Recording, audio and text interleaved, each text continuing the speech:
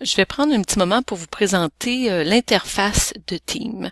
Alors tantôt, on a vu qu'on pouvait avoir différents types d'équipes, mais maintenant, je vais vous présenter le menu qui est ici complètement à gauche.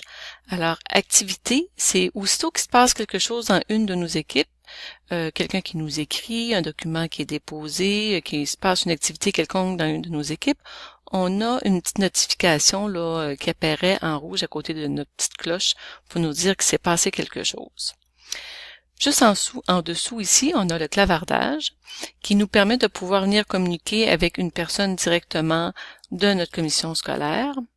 Alors, je pourrais aller cliquer sur Martin puis pouvoir parler uniquement à Martin. Juste sous le clavardage, j'ai équipe. C'est ici qu'on retrouve tous nos équipes là, et nos teams, dans le fond. À noter là, que tantôt, quand j'étais dans le clavardage, c'est que ça me permettait de cibler une personne, parce que si je viens dans les conversations d'une équipe que je viens clavarder ici, c'est avec tous les gens qui font partie de cette équipe que je vais clavarder. Si je viens cliquer juste en bas de équipe sur réunion, ça ouvre mon calendrier ou mon agenda à moi, dans laquelle je pourrais venir ajouter ou planifier une rencontre, mais ce qui est spécifique ici, c'est que je pourrais planifier cette rencontre-là avec un team qui existe déjà, que j'ai dans mes différents teams. Alors, je pourrais venir sélectionner ici le récit PLK avec lequel je voudrais planifier une rencontre, puis ça se placerait à mon agenda à moi et à tous les membres qui font partie, dans chacun des agendas des membres qui font partie de cette équipe-là.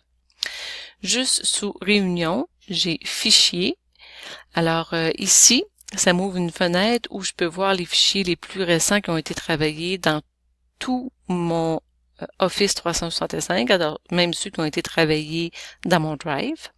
Si je clique sur Microsoft Teams, ça va m'ouvrir tous les fichiers que je retrouve dans toutes mes équipes. Si je clique sur OneDrive, ça va ouvrir ma grosse clé USB info nuagique dans laquelle je retrouve tous mes fichiers et mes dossiers. Et pour ceux qui ont une adresse Gmail puis qui voudraient avoir accès à leur Google Drive, c'est possible. C'est d'ailleurs ici en bas à ajouter du stockage qu'on peut venir ajouter le Drive ou le Dropbox ou d'autres outils similaires. Juste sous Fichier, on a l'onglet Devoirs. Alors quand on clique sur Devoirs, si on est un enseignant ou un élève, ça nous permet ici de voir tous les devoirs qui ont été générés ou créés dans nos différents teams. Alors, ça ouvre pas juste les devoirs, exemple, en français ou en maths ou dans une matière quelconque, mais ça ouvre tous les devoirs qu'on a partout dans nos teams. Alors voilà, ça fait le tour de l'interface de Teams.